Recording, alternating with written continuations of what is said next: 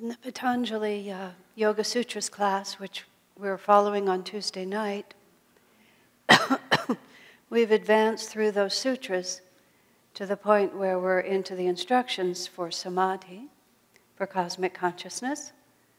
I'm moving a little faster through those sections than I did through the earlier parts. It's not something I can speak of on any level of my own experience. It's fascinating, though, to see how much of the spiritual path lies in dimensions that we in our human life are really only very dimly conscious of. There is this constant interplay that is very difficult for us to really grasp with anything intellectual between the infinite spirit, which is animating us and is manifested all around us, and the everyday experience we have of living in our human bodies and being so deeply identified with our human selves. I'm not going to be able to bring a lot of clarity to this, but I can simply reflect as to what it looks like from where I stand. Swami Kriyananda said something very unusual once, which, again, I have no place to put it in anything that's related to my experience, but it seems worth mentioning. He said, just as you transition out of ego identification and into the infinite, he said there is a moment in what he described it as, and I believe he was talking from experience, of absolute loneliness.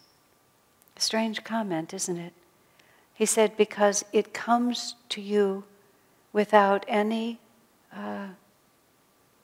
mitigating warmth, that you are entirely alone in the universe, in the sense that creation is singular.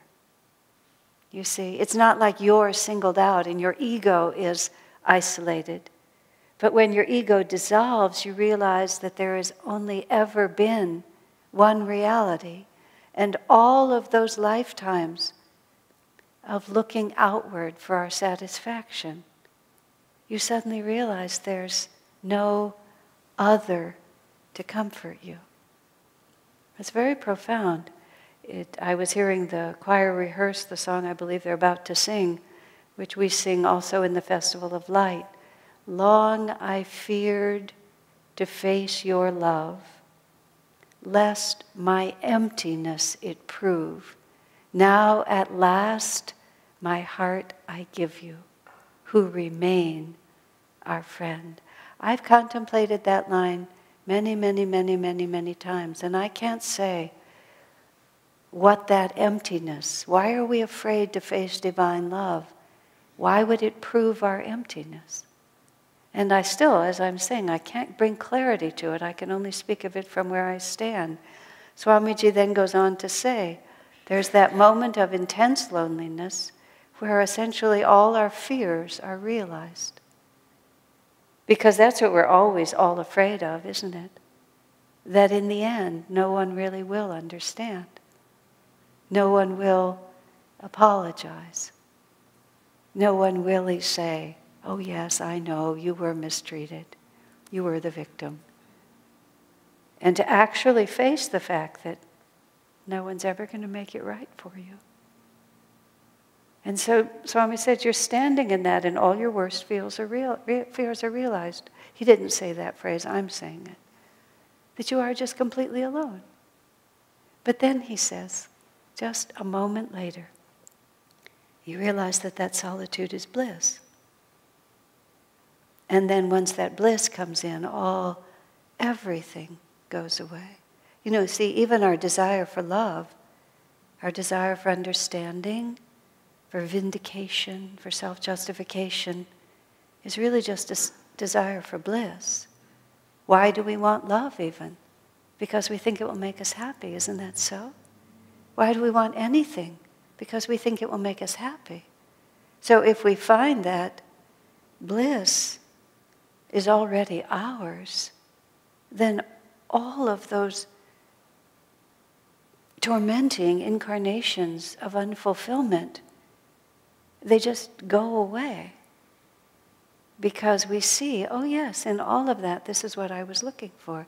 Interestingly, Patanjali tells us that we have a long ways to go even after that.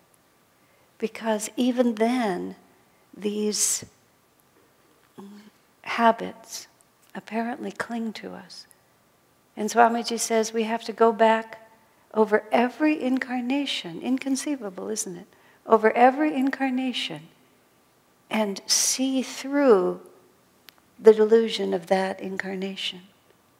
And even though we were deeply committed to this belief and this happiness and that sadness, that really it was nothing but the divine just playing through us. Now, this is, on one hand, it's chilling. And on the other hand, what choice do we have? And this is the spiritual path. What choice do we have? Swamiji has been asked on many occasions, what are the secrets of success on the spiritual path? And he's given many different answers, but one of them included this simple phrase, that we have to realize it's a matter of life or death. That one has to understand somehow on the deepest level that whatever else I'm doing, whatever other realities I'm living out, and Swamiji was a very enthusiastic person. He was not withheld from the world. He participated with an astonishing degree of enthusiasm. And even at the very last, literally weeks before he died, he wrote to us and said, the hallmark of my character has always been enthusiasm. And he said, but I find that I don't have that anymore. And it was just weeks before he died. And people were alarmed by that because it was, and turned out to be, really the final goodbye, which is that I can't move in this world the way I used to. I'm just too far away from it. And also, I'm leaving it now, so I'm really letting it go. There's a saint described in Autobiography of a Yogi. Now, I can't remember which one it is. Baduri Mahashaya. It doesn't matter, but... And among the unusual characteristics of his life is that he spent almost all his time in the room, an upstairs room of his house. It was a house, I believe, he'd inherited, and he lived there, and he had a satsang room. This house is located quite near Yogananda's boyhood home in Calcutta. So those of you who have traveled to India who've been to Four Garpar Road have also been over to see Baduri Mahashaya's house. And he spent almost all his time in this upstairs room. His disciples would come to see him there. He would have his satsangs there. Everything he did in that room. And occasionally, on festival occasions, which there are many of in India, when perhaps something was happening on the street, he would sometimes come downstairs and stand on the sidewalk. And then he would just go back up to his room. Now, he wasn't doing this as some kind of tapasya, some kind of austere discipline that he was imposing on himself. He just found nothing in creation to interest him. Everything he needed was right there, within himself. He had crossed over that line, which is the line that the masters all live in, where they realize that everything we seek is already inside of us. And so there is, I believe, this fear. And this is the song that I was referring to that we sing every week. That if we really understand the nature of divine love, you see it negates everything else. And that's a very, very difficult consciousness to embrace, because it's not sincere for us. And the great art of the spiritual path, and I've mentioned this many times before, is to stand where we stand, to have the courage to keep moving forward, and to always be absolutely authentic in exactly how we feel and who we are, but with the humility to learn more And you see, this is what the masters bring to us. They bring to us their consciousness, and they keep repeating to us over and over and over again who we are, where we're going, and how we're going to get there. And then they promise to us, you see, everything that we're longing for. Seek ye first the kingdom of God, and all these things shall be added unto you. Jesus didn't even bother to enumerate them. We all just make our long list, don't we? Whatever it might be. Oh, I'm going to have a family. I'm going to have a nice home. I'm going to have many friends. I'm going to have the respect of my peers. Creative, satisfying work. Sufficient income. Master said to a group of the monks once, when Swami Kriyananda was present, when Swami asked him, does it always take such a long time to realize God? And Master says, oh yes. He said, for everyone, they make a little progress and then desire for. And then Swamiji said, he just left enough space for everyone listening to fill in. Takes them away again and again. And it doesn't really take us off the path, so to speak, because as Swami has emphatically told us, it's impossible to get off the path. Every sentient being is being pulled by their own soul longing toward the light. And no one can give up until that light is attained. And whether it takes us a long time or not, compared to eternity, all time is short. So it makes no difference. We cannot stop. Because if fulfillment is less than perfect, we will be moved to try again. And that's what causes us to incarnate over and over. Because the incarnation almost worked. Or it was just great, so let me do it again. Or it was so terrible, I've got to have another try at it. Master put it so sweetly. He said, the problem with this world is that it almost works. If it didn't work at all, we would never consider it. But it almost works. It comes out real close. So we just tinker a little. And so we tinker a little, and we tinker a little, and we tinker a little. And meanwhile, the heart keeps saying to us, is this really who you are? Is this really enough? Swami Kriyananda tells the story of when he was in high school, his senior year of high school in Scarsdale High School in New York. And he'd always been such a complete outsider everywhere that he did what he called the great experiment. He decided he would embrace what everyone else seemed to value and just see what he could find in that experience. And he was only 17, but nonetheless, the soul is ageless. So whatever chronological age the experiment is happening, it's still the soul trying for it. So he, as it happened, his brother, who was younger than he, but only by a year, was very, very popular in the school, almost the polar opposite of Swami himself. The word nerd wasn't in existence at that point, but it might have applied to Swami, except he was too princely to be limited by any definition. So through his brother's agency, Swami was able to enter the popularity group, the popular group. And Swami said he danced and sang and partied and caroused, and it wasn't that he was dissolute, but he played the game. And then he described, just at the very end, some friend of his was making fun of something. I believe he was pretending to play a musical instrument and dancing in kind of a uncentered manner. And Swamiji just said, suddenly he was just looking at him, that friend, and just asked himself, why am I doing this? What is there in this for me? And then, as he put it, the great experiment was over, and he just walked back into his own reality and became who he was. What is the nature of truth? Why am I here? Where does fulfillment really come from? And it was a few more years before he found Master, but from that point he followed his own path. Because it's not easy.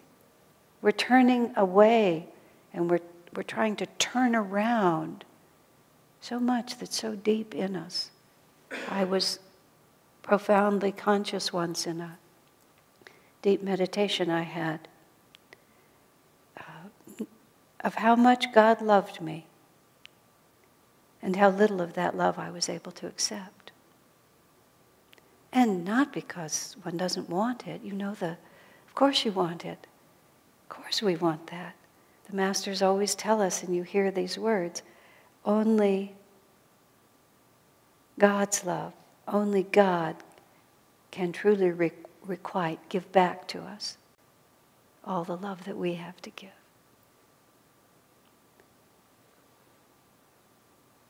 But that love requires that we come to its wavelength. You see, that's the difficulty.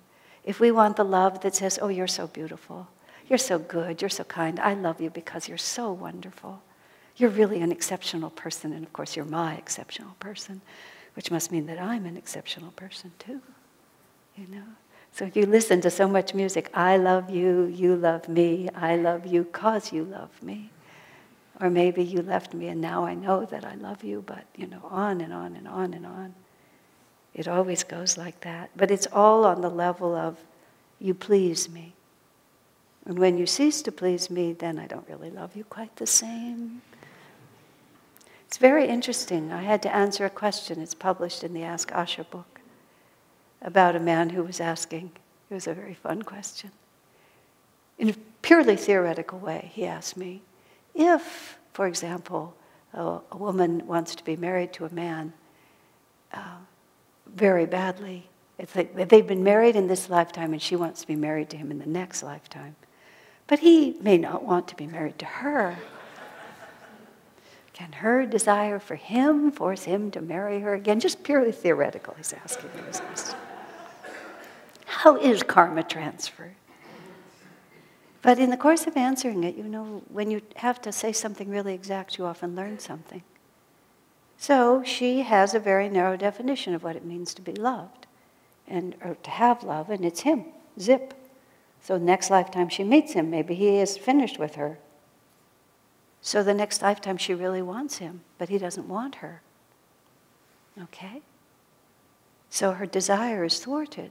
What does the Bhagavad Gita say? Thwarted desire leads to anger, doesn't it?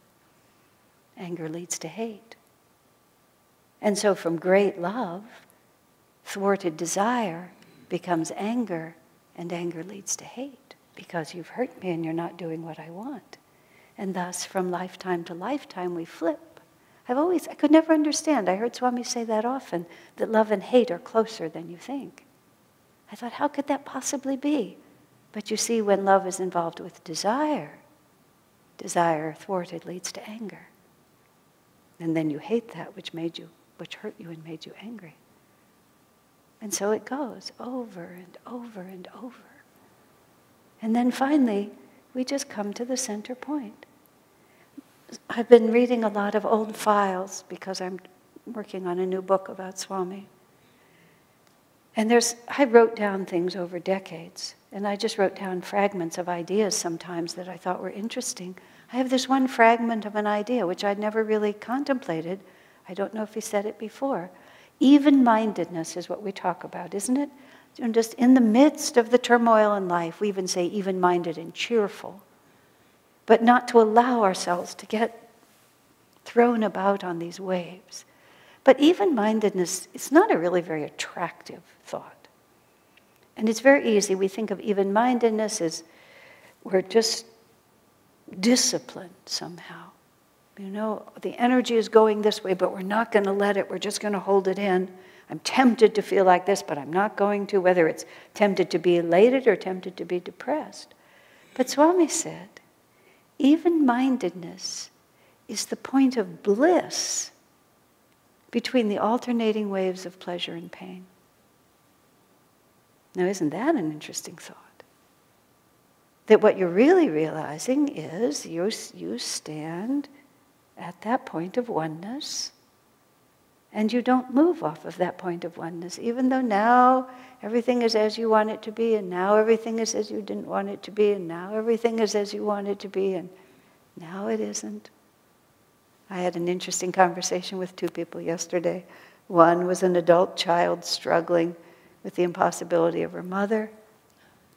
The other was a mother struggling with the impossibility of her adult child.